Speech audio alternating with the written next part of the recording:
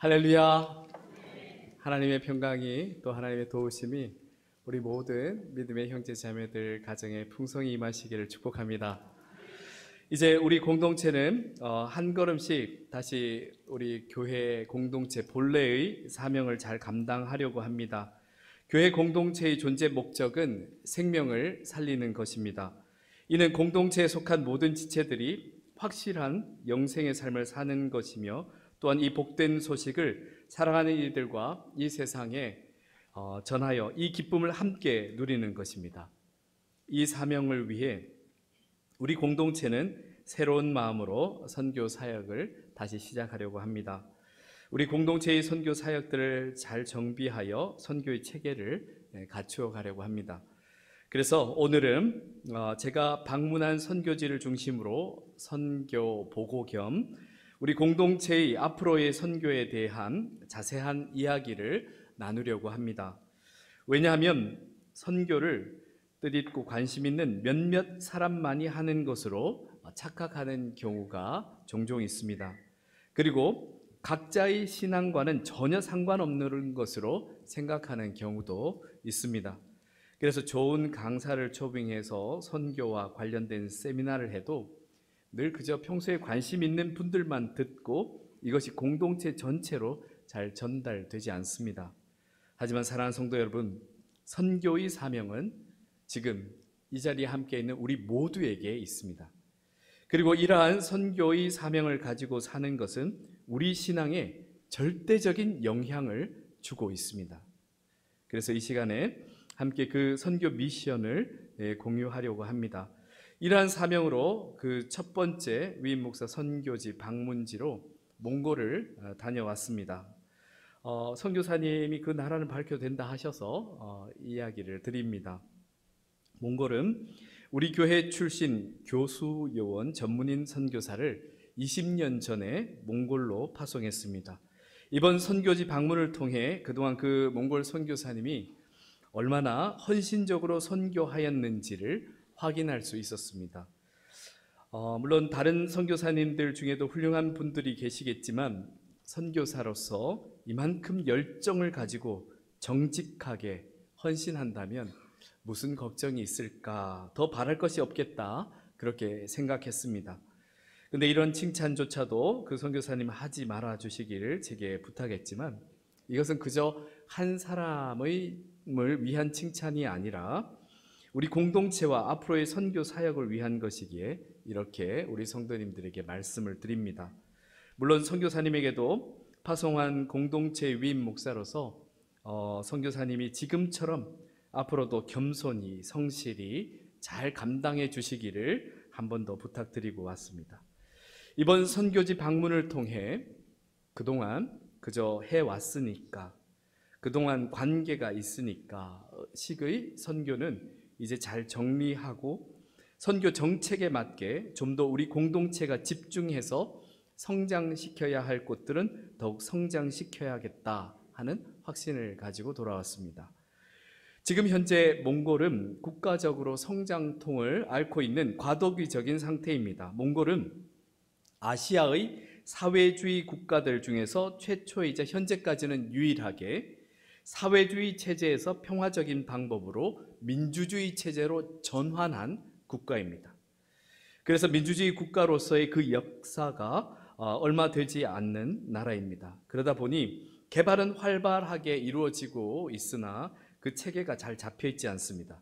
그 예로 현재 세계 도시 중에서 가장 교통 체증이 심각한 도시가 바로 제가 방문한 몽골의 수도인 울란바타르입니다. 이 울란바토르라고 다 하는데 몽골에서는 발음이 울란바타르입니다. 지금 보시는 사진은 주차장 사진이 아닙니다. 도로 사진입니다. 항상 이 정도로 항상 정체되어 있는데요, 우리가 살고 있는 이 서대문 지역의 출퇴근 시간 교통 정체와는 비교되지도 않습니다. 차가 도로 위에 항상 이렇게 막혀서 그냥 서 있습니다. 몽골 사람들은 예전에 말을 타고 다녔기 때문에 말을 차의 개념으로 바꿔서 이제 차 한 대씩은 타고 다녀야 된다고 생각해서 집은 없어도 차들은 다 가지고 있다고 그렇게 이야기를 들었습니다. 10분 주행 거리를 도시 내에서는 30분이 걸릴 수도 1시간이 걸릴 수도 있습니다. 그래서 시간 약속을 하기가 정말 힘든 곳이었는데요. 제가 방문했을 때도 제일 힘들었던 것이 차로 이동하는 것이었습니다. 아주 노련한 몽골 현지 운전자 아니었으면 여러 방문 일정들을 잘 절대 소화해내지 못했을 것입니다.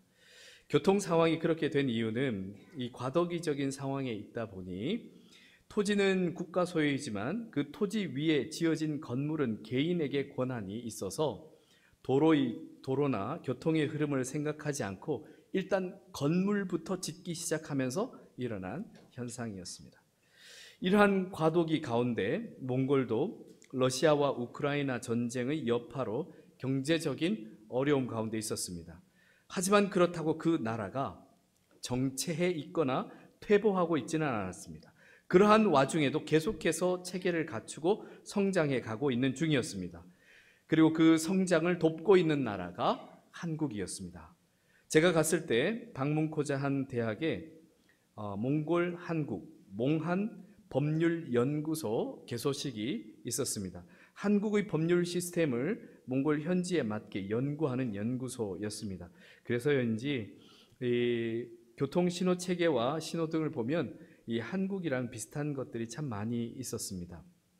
그리고 해외에서 한국어를 가르치는 이 세종학당이라는 것이 있는데요. 이 세종학당 제1호가 바로 제가 방문한 몽골 울란바타르 대학에 있었습니다. 그런데 제가 그 대학에서 더 놀란 것은 그 대학이 몽골 내에서도 유명한 대학이지만 중앙아시아에서도 알아주는 대학인 그 몽골 울란바타르 대학을 그 시작에서부터 현재 운영까지 많은 한국인들이 헌신적으로 섬기고 있었다는 것입니다. 그것도 총장, 이사장, 그리고 많은 이사들이 모두 크리스찬이었습니다. 그리고 우리가 파송한 선교사님들처럼 많은 한국인 전문인, 교수직이죠. 교수 전문인 선교사들이 교수진과 운영진으로 있었습니다. 그도 그럴 것이 이 학교가 약 30여 년 전에 우리나라에 뜻있는 그리스도인들이 선교를 목적으로 몽골 수도인 울란바타르에 설립한 학교였기 때문입니다. 그래서 이 대학의 학훈이 믿음, 소망, 사랑입니다. 지금은 이 유치원, 초등학교, 중학교, 고등학교까지 이제 갖추어져 있어서 명문 교육기관으로 성장해서 여기에 들어오기 위해 줄을 서서 기다린다고 합니다. 제가 갔을 때 사진에 보시는 것처럼 국제 울란바타르 대학 제27회 졸업식이 있었습니다. 그 자리에는 이 몽골 전직 대통령과 몽골 주재 한국 대사관에서 이제 참석하고 있었습니다. 그래서 제가 방문한 시기를 일부러 이 시기에 맞추어 간 것입니다. 졸업식 마지막에 학사모를 던지는 순서가 있었는데요. 영상을 찍어 왔는데 한번 보시겠습니다. 네. 조금만 기다리시면 나옵니다.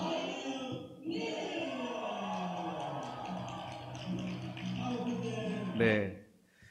저렇게 던지고 어떻게 찾는지 모르겠습니다. 이 대학을 졸업한 졸업생들이 이제 벌써 새회 각계 각층으로 나가고 있었습니다. 졸업식을 참석하고 별도의 시간을 내서 대학 총장님을 만나 학교 설명을 듣고 또 우리 교회의 이름으로 아주 작은 금액이지만 장학금을 전달했습니다.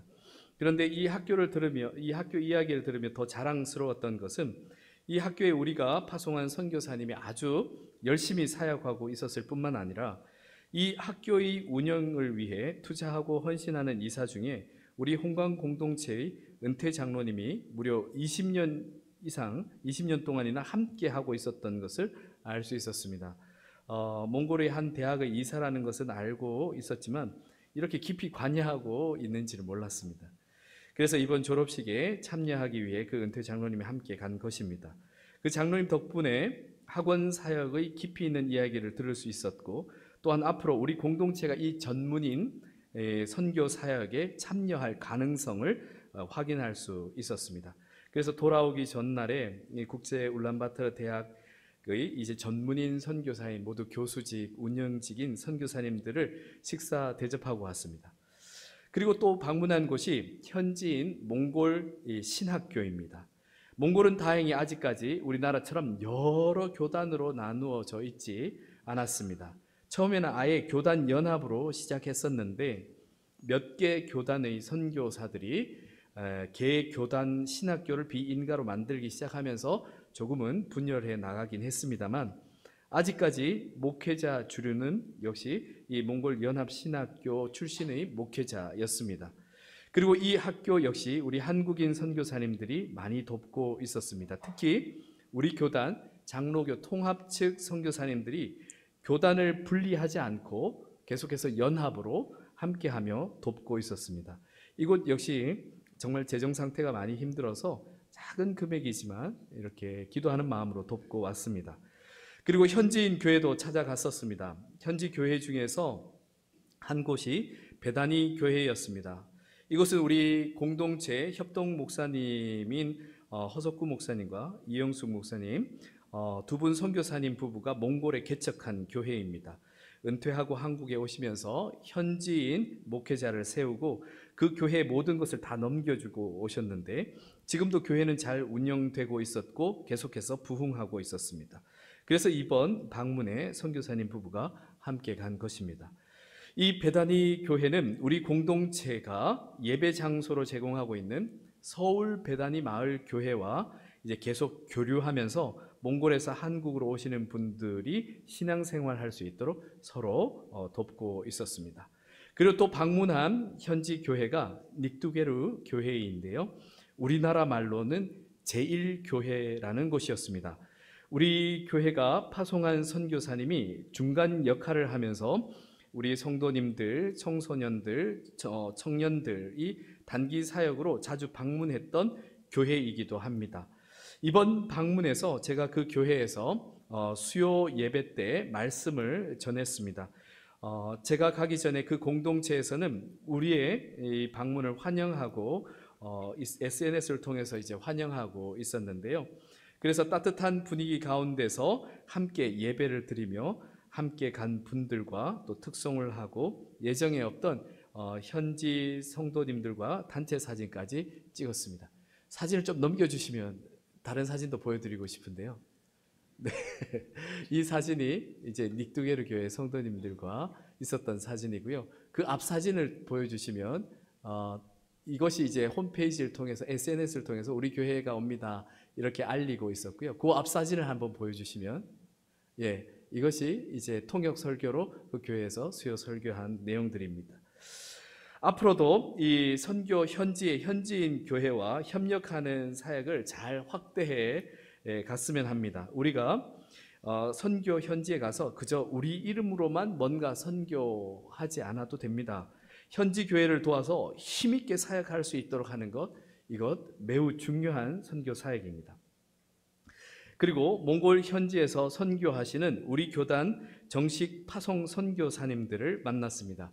각 선교지에서의 여러 어려움 중에 이제 하나가 이 선교사 간의 갈등인데요. 여러 각국의 선교하는 그 지역마다 그러한 일들이 좀 있습니다. 선교지는 제한적이고 모든 것이 낯설고 힘들다 보니 그런 갈등이 자주 있을 수 있습니다. 하지만 제가 방문한 우리 교단 파송 선교사 몽골 선교사회에서는 이 단합과 교류가 잘 되어서 대부분 그 몽골 땅에서 오랫동안 선교하시는 분들이 많이 계셨습니다. 그래서 선교사님 자녀 중에서는 몽골에서 이제 한국 출신으로는 처음으로 법조인이 나오기도 했다고 소식을 들었습니다.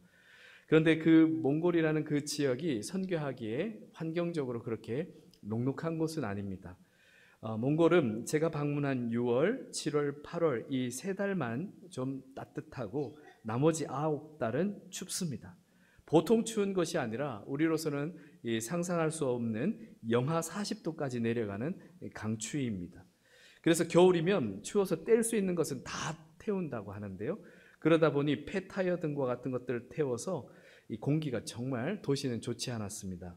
여름인데도 자동차 매연과 이 중앙 난방 매연 때문에 도시 공기가 너무 좋지 않았습니다. 특히 울란바타르는 그 지역 이 지대가 이 오대산 높이의 고지대에 있다 보니까 쉽게 지치고 피곤해서인지 지금 제가 돌아와서 물론 회복할 시간도 못 가졌지만 그 여파인지 아주 많이 피곤합니다.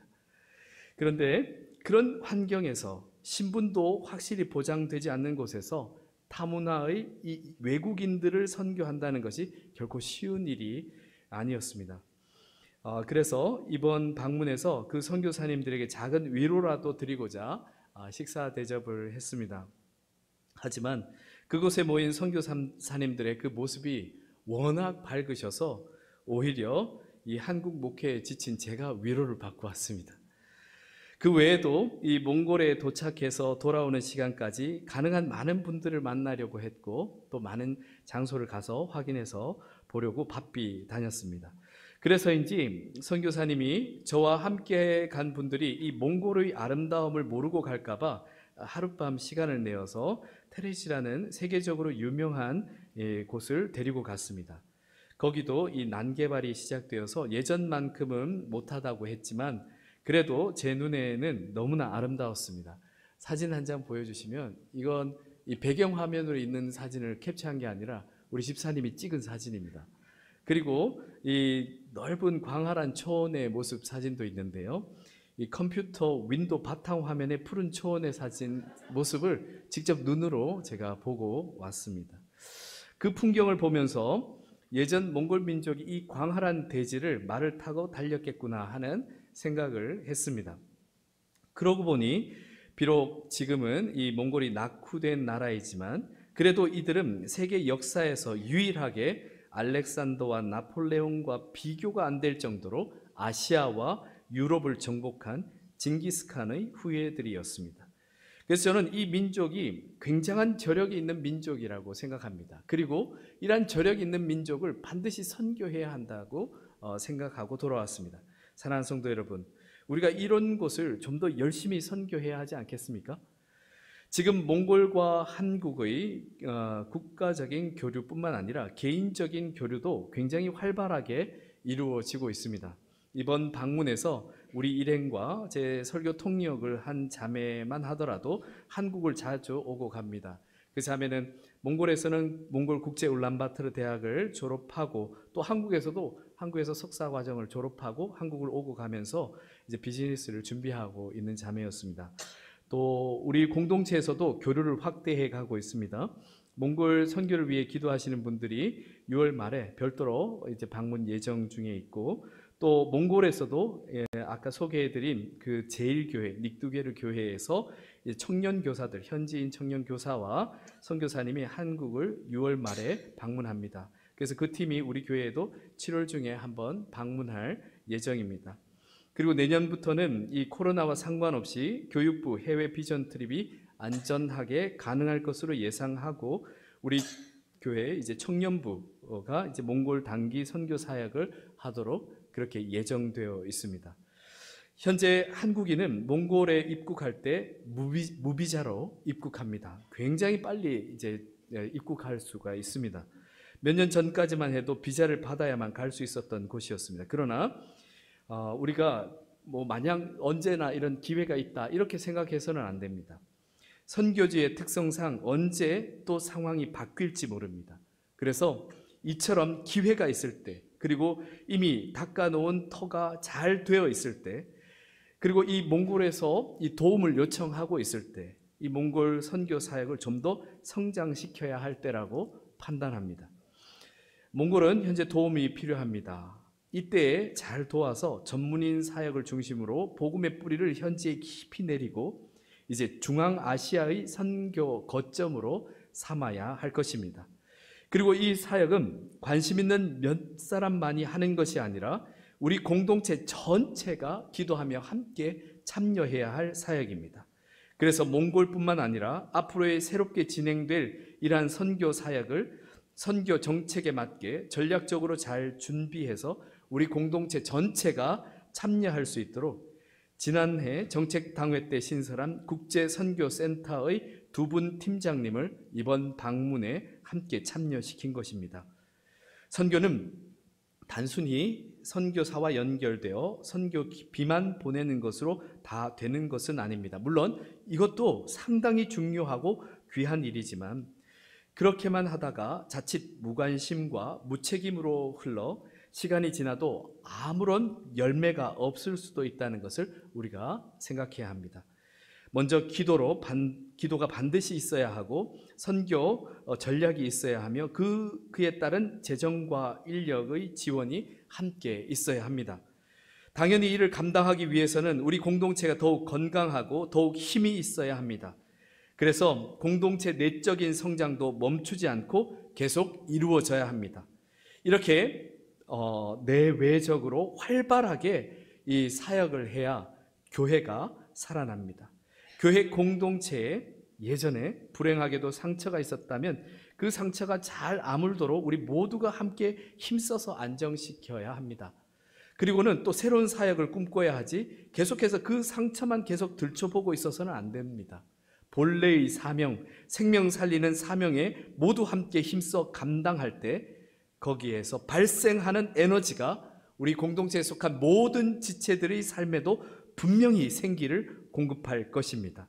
사랑하는 성도 여러분, 우리가 정말 마음을 두어야 할 곳에 마음을 두면 불필요한 곳에 마음을 두지 않게 됩니다. 기쁨으로 그 일을 감당하기에도 바쁘기 때문입니다. 우리 공동체는 2020년 정책당회 때 이미 선교의 기본 정책을 정했습니다.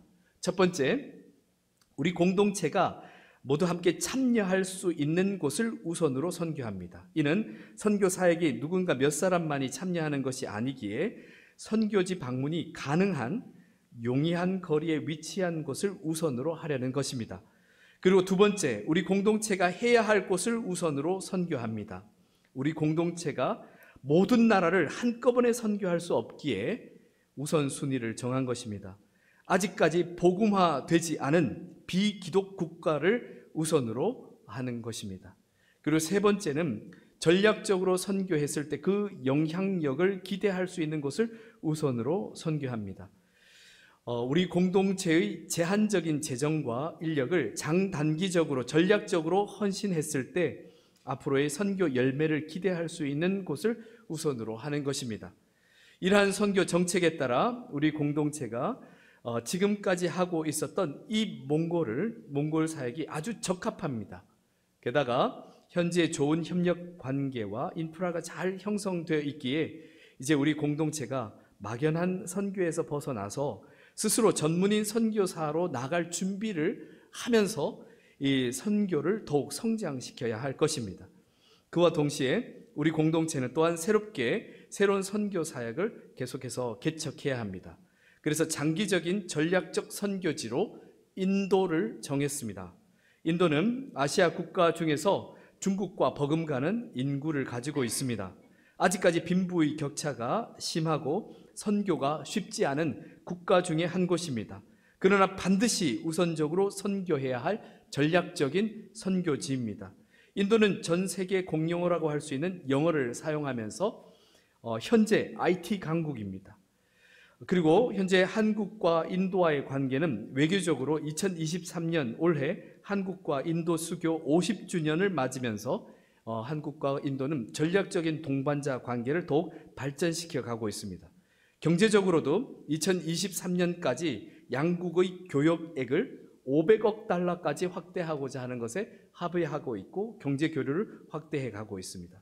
이러한 때에 선교 현지의 그 필요성을 파악하고 전문인 선교 사역을 중심으로 선교 현지의 복음 전파의 기초를 새롭게 개척하는 것입니다. 굉장히 강력한 진이 있을 거라는 것을 예상하고 있지만 이것을 깨고 들어가야 하겠지만 그만큼 가치 있는 선교지라 할 수 있겠습니다. 교회 공동체는 세상의 조직이나 기구가 아닙니다. 거기에는 생명력이 없습니다. 하지만 교회 공동체는 예수 그리스도가 머리 되시는 생명력 있는 공동체입니다. 그래서 교회 공동체는 모든 사역에 있어서 특히 선교 사역에 있어서 세 가지를 항상 기억하면서 움직여 가야 합니다. 첫째, 이어가는 것입니다. 지금까지 잘한 사역과 전통을 잘 계승하고 발전시키는 것입니다. 둘째는 반성하는 것입니다. 잘못한 것은 아픔의 역사를 반복하지 않기 위해서 반드시 반성하고 다시 그러한 일이 없도록 주의해야 합니다.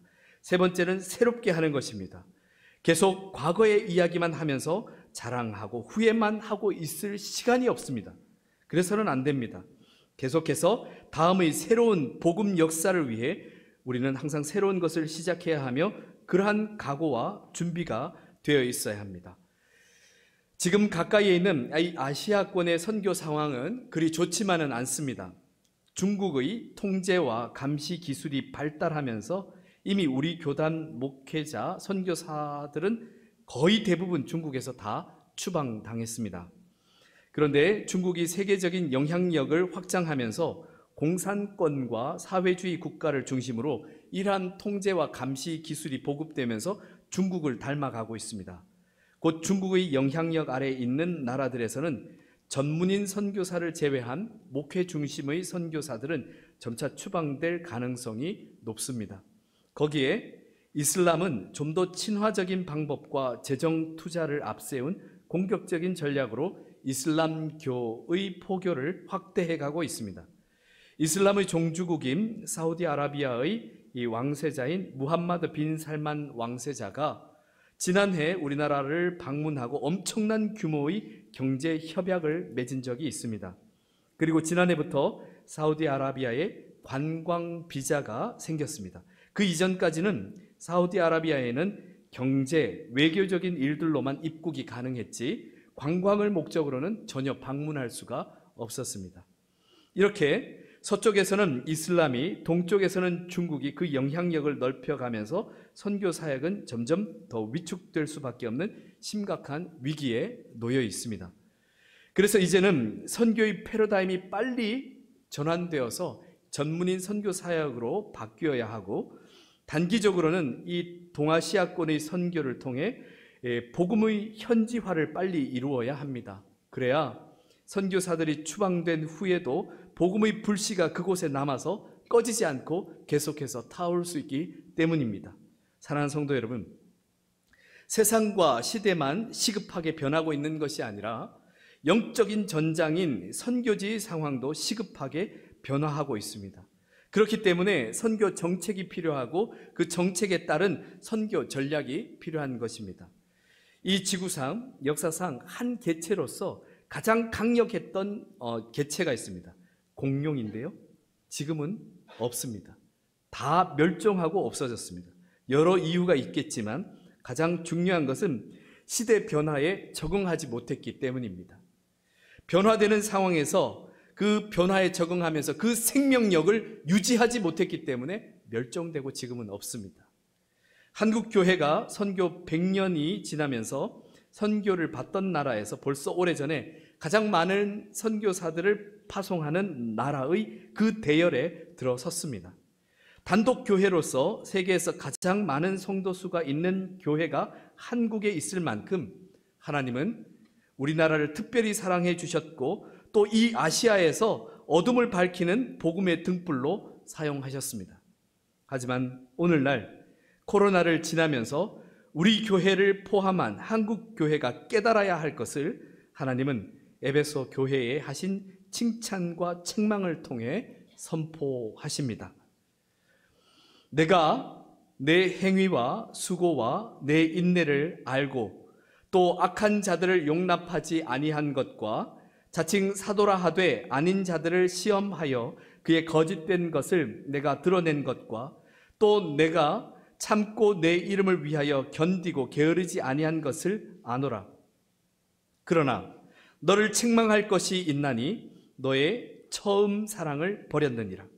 그러므로 어디서 떨어졌는지 생각하고 회개하여 처음 행위를 가지라. 만일 그리하지 아니하고 회개하지 아니하면 내가 내게 가서 내 촛대를 그 자리에서 옮기리라. 아멘. 사랑하는 성도 여러분, 우리가 가지고 있는 이 믿음은 물질이 아닙니다. 소유할 수 있는 것이 아닙니다. 잘못된 죄된 길에서 참된 길로 회개함으로 돌아서서 계속해서 걸어가야 할 여정입니다. 하나의 시련을 이겨냈다고 해서 끝난 것이 아닙니다. 우리 개인뿐만 아니라 우리 공동체의 이 영적 전쟁은 하나님 앞에 섰을 때 비로소 끝나는 것입니다. 하나님은 하나님의 역사, 하나님의 나라를 반드시 이 땅 가운데 온전히 이루실 것입니다. 그러나 그 역사에 참여할 수 있는 사람, 참여할 수 있는 공동체는 처음 사랑, 그 믿음과 열정을 가지고 끝까지 주님과 함께 동행하는 이들이 될 것입니다. 믿음과 신앙은 결코 일회성이 아닙니다. 믿음의 경주이며 천성을 향한 순례입니다. 그래서 그 처음 사랑을 우리가 간직하고 그 믿음의 길을 끝까지 걸어야 합니다. 그 길을 걷는다는 것은 우리 스스로의 믿음을 지킨다는 의미뿐만 아니라 이 복음을, 이 복된 복음을 전하는 삶을 산다는 것입니다. 하나님을 깊이 있게 사랑한다면, 그 놀라운 은혜를 깊이 깨닫는다면 이 복음을 전하지 않을 수 없기 때문입니다. 하나님은 그렇게 칭찬하셨던 에베소 교회에게도 촛대를 옮길 수 있음을 경고하셨습니다. 촛대가 옮겨진다는 것은 영적인 암흑, 즉 심판과 멸망을 의미합니다. 이는 참으로 너무나 두려운 일입니다. 그러나 성령님이 지금 교회들에게 하시는 이 말씀을 듣고 순종하여 끝까지 이기는 자에게 하나님께서는 어마어마한 것을 약속하셨습니다. 첫사람 아담이 범죄함으로 더 이상 먹을 수 없어서, 그래서 죽을 수밖에 없었던 바로 그 하나님 나라 낙원에 있는 생명나무의 열매를 주어 먹게 하겠다 약속하고 계십니다. 그래서 많은 순교자들이 복음을 전파할 때 목숨을 내놓고 복음을 전파할 수 있었으며 죽음을 두려워하지 않을 수 있었던 것은 바로 이 하나님 나라의 생명나무 열매가 약속되어 있었기 때문입니다. 주님께서 사랑하시는 성도 여러분, 복음을 전하는 삶은 입술의 말 몇 마디에 있지 않습니다. 심중에 주님을 향한 첫사랑이 반드시 있어야 합니다. 이것이 믿음의 시작입니다. 그리고 그 믿음에 합당한 삶을 계속해서 살아갈 수 있어야 합니다. 말에서, 행동에서, 그저 지나치면서의 서로의 눈빛에서조차 말입니다. 그리고 그 복음을 전하기 위해 잘 준비하고 용기 있게 나아가야 합니다. 그렇게 했을 때 우리가 생각지 못했던 위험들이 분명히 닥쳐올 수도 있겠지만 두려워하지 마십시오. 걱정하지 마십시오. 우리 대장 되시는 주님께서 반드시 우리와 함께 하시어 승리하게 하실 것을 믿습니다. 복음을 전하는 복된 삶을 산다는 것은 바로 우리 삶에 새로운 힘을 공급하는 것입니다. 날마다 주님과 함께 동행하며 생명나무 열매를 약속받는 복된 삶을 살아가시길 축복합니다. 함께 기도드리겠습니다. 우리에게 이 영원한 생명이 있는 생명나무 열매를 주어 먹게 하기를 원하시는 하나님, 지금 우리는 크고 작은 영적 전장에 모두 서 있습니다. 어떤 이는 가정에서, 어떤 이는 직장에서, 어떤 이는 학업의 자리에서, 어쩌면 이 모든 곳이 우리가 복음으로 살면서 참된 생명의 말씀을 전파해야 할 선교지일 것입니다. 우리 공동체에 속한 믿음의 형제 자매들을 붙들어 주셔서 모든 영적 싸움에서 반드시 승리하게 하옵소서. 뿐만 아니라 예수 그리스도가 머리 되시는 우리 공동체가 이제 생명 살리는 본연의 그 사명을 감당하려고 합니다. 지금도 완전치는 않습니다. 하지만 주님과 함께라면 계속해서 성장할 것이고 성숙해 갈 것을 믿습니다. 좀 더 힘을 내어 맡겨주신 사명을 지혜롭고 성실하게 잘 감당하게 하옵소서. 모든 생명을 살리기를 원하시는 예수 그리스도의 이름으로 기도드립니다. 아멘.